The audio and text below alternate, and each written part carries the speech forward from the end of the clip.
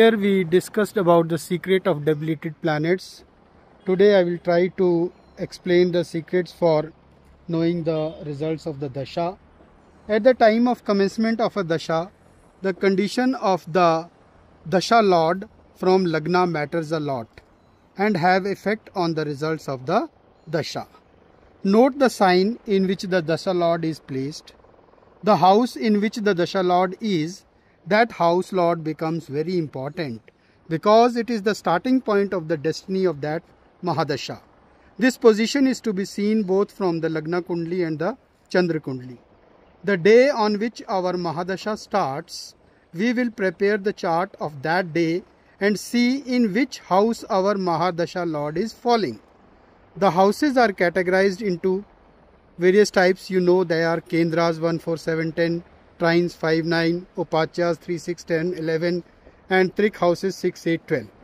If Mahadasha planet falls in 4, 8th or 12th house at the beginning of the Mahadasha, is a clear indication that this Dasha is the time for spiritual upliftment, as 4, 8, 12 is the Moksha Trikon. It will give the native problems and pains if the native instead of spiritual upliftment runs after materialistic pleasures.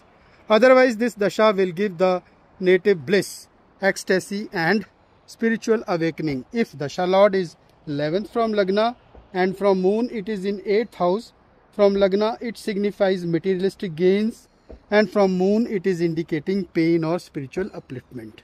Such native should not bind himself or attach himself with materialistic gains and keep himself free or detached from them mentally. If the Mahadasha Lord is exalted, is in its own sign or in friend sign, will give good results in the Dasha. If the Mahadasha Lord is debilitated in enemy sign, it will give problems in getting results. If the Mahadasha Lord is exalted and also aspected by benefic, it will give increase in the interest of good, increase in the intensity of good results.